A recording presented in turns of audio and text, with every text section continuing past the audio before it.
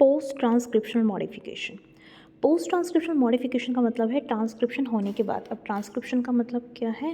MRNA की formation के बाद जो मॉडिफिकेशन होएगी उसको हम बोलेंगे पोस्ट ट्रांसक्रिप्शनल मॉडिफिकेशन।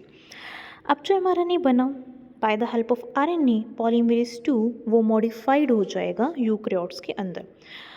आरएनए को बेसिकली मैसेंजर आरएनए को मॉडिफाई करने के तरीके क्या क्या? Steps of mRNA processing. Like our first way is to 5 prime capping, कि हम जो एमआरएनए बना है वो बनता है 5 प्राइम टू 3 प्राइम डायरेक्शन पे। हम 5 प्राइम पे ऐड कर दे ग्रुप, या फिर 3 प्राइम पे बहुत सारे एडेनिन ऐड कर दे, और इसको मॉडिफाई करने का तरीका है इंट्रॉन को रिमूव कर दे। अब हम इसको डिटेल में पढ़ते हैं। अब स्टार्टिंग में हमारे पास जो आरएनए बन के आता है उसको हम बोलते हैं प्री एमआरएनए या फिर हेट्रोजेनियस आरएनए। होता क्या है कि डीएनए की सीक्वेंस से जो आरएनए बन के आया उसके अंदर इंट्रॉन भी होगा, उसके अंदर कोई भी मॉडिफिकेशन नहीं होएगी।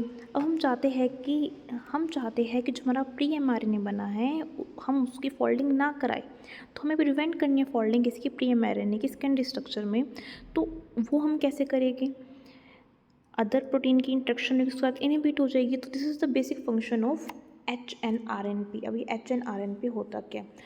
कुछ प्रोटीन्स जो कि mRNA के साथ जुड़े हुए हैं और वो बना रहे हैं हेट्रोजीनियस राइबोन्यूक्लियोप्रोटीन पार्टिकल्स, उसको हम बोलते हैं HNRNP।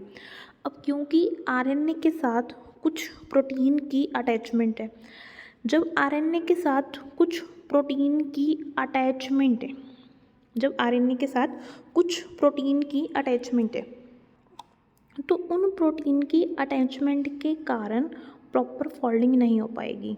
किसकी? प्री एमआरएनए की।